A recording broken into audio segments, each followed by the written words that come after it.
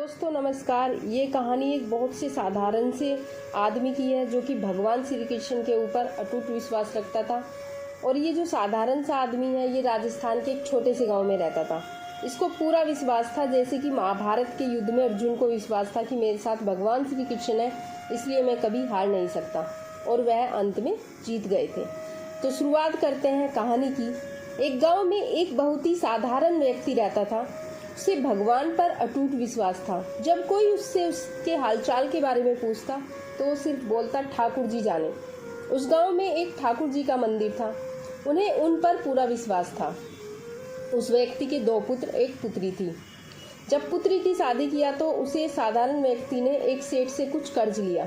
कुछ समय बाद दोनों पुत्रों ने कहा कि यह लो पैसा और सेठ को देकर कर्ज से मुक्ति हो जाओ। उस व्यक्ति ने जाकर सेठ से कहा, यह लीजिए अपना पैसा, मूलधन और ब्याज, मुझे अपने कर्ज से मुक्ति कर दीजिए। सेठ ने एक पेज पर लिख दिया कि आपका पूरा कर्जा ब्याज सहित प्राप्त हुआ, आप कर्ज से मुक्त हैं। सेठ ने उस व्यक्ति से पूछा, इस पर क्या लिखा हुआ है? उस व्यक्ति ने कहा, मैं तो अनपढ़ हूँ, जो लिखा है वह ठाकुर जी जाने। सेठ समझ गया कि व्यक्ति बहुत ही सीधा है। उनके मन में लोभ आ गया। सेठ ने उस व्यक्ति को कहा, अंदर जाकर एक गिलास पानी लेकर आओ। इसी बीच में सेठ ने उस पर्ची को हटाकर एक पर्ची लिख दी कि अभी मेरा कर्ज बाकी है।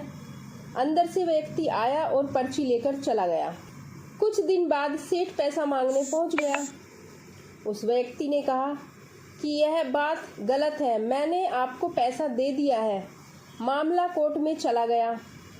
कोर्ट में व्यक्ति को बुलाया गया।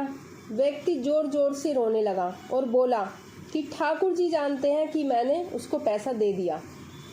जज साहब ने पूछा, कोई गवाह है जिसने आपको सेठ को पैसे देते हुए देखा?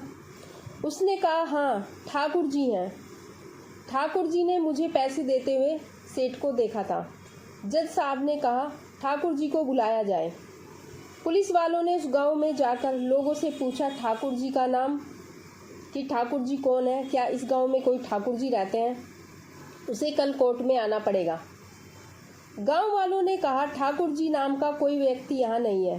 ठाकुर जी का मंदिर है, अब भगवान कैसे कोर्ट में पेश होंगे? अगले दिन अदालत की कार्यवाही शुरू हुई।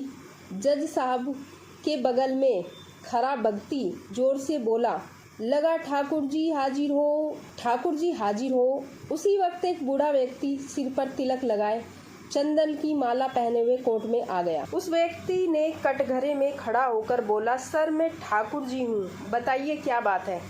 जज साहब ने ठाकुर जी से पूछा, क्या आप इस व्यक्ति को सेठ को पैसे देते हुए देखा? तब ठाकुर जी ने बोला, हाँ जज साहब, मेरे सामने ही इस व्यक्ति ने सेठ को पैसा दिया था, ब्याज समेत दिया था। आप सेठ को यहाँ पर रोकिए और किसी व्यक्ति को सेठ के घर भेजिए। सेठ के घर में अलमारी नंबर 3 में एक फाइल है। उस फाइल में 22वें पेज में एक पर्चा रखा हुआ है जिसमें लिखा है कि यह व्यक्ति ने ब्याज समेत पैसा दे दिया। वह व्यक्ति इतना बोलकर चला गया। कुछ देर बाद सिपाही वापस आए और जज साहब को एक पर्ची दी। यह पर्ची जिसमें लिखा हुआ था कि पूरा पैसा ब्याज समेत मिल गया। जज साहब ने कहा, ठाकुर जी कहाँ गए, उनको बुलाओ। ठाकुर जी दिखाई नहीं दिए। अगले दिन जज साहब उस व्यक्ति के गांव गए। पूरे गांव में खोजा। सभी व्यक्ति ने कहा कि वह वृद्ध आदमी इस गांव का नहीं था। जज साहब समझ गए वह वास्तव में ठाकुर जी यानी कि भगवान श्री कृष्ण थे।